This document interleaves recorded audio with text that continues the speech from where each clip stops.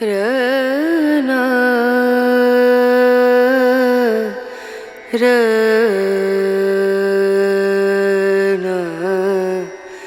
Run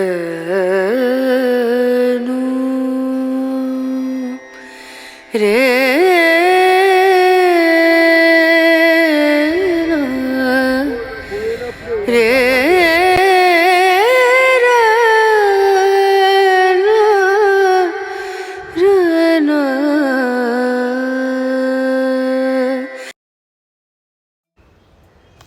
ఓం నమ శివాయ. పంచాక్షరి మంత్రం ప్రతి నిత్యం ప్రతిధ్వనించే పవిత్రధామం ద్రాక్షారామ భీమేశ్వర క్షేత్రం. సప్త గోదావరి సమీపాన పచ్చని ప్రకృతి అందాల నడుమ వెలసిన ఈ ఆలయం తూర్పుగోదావరి జిల్లా రామచంద్రపురం మండలంలోని ద్రాక్షారామంలో ఉంది. శ్రీశైలం, కాళేశ్వరం, ద్రాక్షారామాల నడుమ ఉన్న తెలుగు ప్రాంతానికి త్రిలింగ దేశం అనే పేరు కూడా ఉందట. అలాగే పరమేశ్వరుడు ఆత్మలింగాన్ని ప్రతిష్ఠించిన 5 ప్రాంతాలను పంచారామాలుగా పిలుస్తారు. పంచారామాల్లో ఒకటైన ఈ భీమేశ్వర క్షేత్రంలోనే సతీదేవి ఎడమ చెంప భాగం పడిందని చెబుతారు. అష్టాదశ శక్తిపీఠాల్లో ఒకటైన మాణిక్యాంబ అమ్మవారి శక్తిపీఠాన్ని ఇక్కడే దర్శించుకోవచ్చు. ఇప్పుడు ఈ దేవాలయం యొక్క స్థల పురాణం తెలుసుకుందాము. దేవతలు, అసురులు కలిసి పాల సముద్రాన్ని మదిస్తున్నప్పుడు ఆత్మలింగం కూడా ఉద్భవించిందట. తారకాసురుడు అనే రాక్షసుడు ఆత్మలింగాన్ని మెడలో ధరించి మరణం లేకుండా వరం ఇవ్వమంటూ శివుణ్ణి ఉద్దేశించి ఘోర తపస్సు చేశాడట. అప్పుడు స్వామి ప్రత్యక్షమై తన సంతతిపై యుద్ధం చేయనంత వరకే మరణం ఉండదని, ఆ నిబంధనను ధిక్కరిస్తే మాత్రం తల 1000 ముక్కలవుతుందని, ఆత్మలింగం 5 శకలాలుగా మారుతుందని హెచ్చరించి అంతర్ధానమయ్యాడట. కాలక్రమంలో తారకాసురుడు ఆ విషయాన్ని మర్చిపోయి శివుని కుమారుడైన కుమారస్వామితో తలపడ్డాడు. దీంతో స్వామి చెప్పినట్టుగానే ఆ అసురుడి తల 1000 ముక్కలైందట. అదే సమయంలో ఆత్మలింగం 5 భాగాలుగా విడిపోయిందట. దీంతో దేవతలందరూ ఆ శకలాలను 5 చోట్ల ప్రతిష్ఠించారట. అవే పంచారామాలుగా ప్రసిద్ధి చెందాయి. అందులో మొదటిది ఇంద్రుడు అమరావతిలోను, రెండవది చంద్రుడు భీమవరంలోను, మూడవది విష్ణుమూర్తి పాలకొల్లులోను, నాలుగవది కుమారస్వామి సామర్లకోటలోనూ ప్రతిష్ఠించారట. మిగిలిన 5వ శకలాన్ని సప్తఋషులు ద్రాక్షారామ ప్రాంతంలో ప్రతిష్ఠించాలనుకున్నారట. అయితే అంతకుముందే స్వామి విగ్రహాన్ని అభిషేకించాలనే ఉద్దేశంతో తమ శక్తితో గోదావరి జలాల్ని ఇక్కడికి తరలించేందుకు పూనుకున్నారట. ఆ ప్రయత్నం ఆలస్యం కావడంతో స్వామి తనంతటి తానే స్వయంభూగా కొలువు తీరాడని, తర్వాత సూర్యభగవానుడు దిగివచ్చి పరమేశ్వరుణ్ణి పూజించాడని ప్రతీతి. చాళుక్య ప్రభు అయిన చాళుక్య భీముడు ఇక్కడ ఆలయాన్ని నిర్మించినట్లుగా శాసనాలు చెబుతున్నాయి.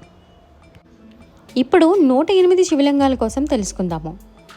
4 ప్రవేశ ద్వారాలతో ఎత్తైన గోపురాలతో నిర్మితమైన ఈ ఆలయంలో గర్భగుడి 2 అంతస్తుల్లో ఉంటుంది. శుద్ధ స్ఫటిక శివలింగం 14 అడుగుల ఎత్తులో 2 అంతస్తుల వరకు విస్తరించి ఉంటుంది.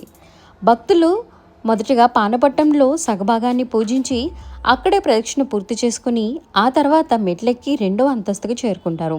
స్వామి దర్శనం చేసుకుంటారు. స్వామి దర్శనం తర్వాత ఈ ఆలయంలోనూ కొలువై ఉన్న మాణిక్యాంబ అమ్మవారి దర్శనం కూడా చేసుకుంటారు. అలాగే ఇక్కడున్న కాలభైరవ ఆలయం, త్రికూట ఆలయం, సోమవార మండపం, రాతి స్తంభాలతో నిర్మించిన బేడా మండపం అలనాటి పరిజ్ఞానానికి నిదర్శనంగా నిలిచిన నమూనా ఆలయం. ఊయల మండపం, వసంత మండపం కూడా భక్తులను ఆకట్టుకుంటాయి.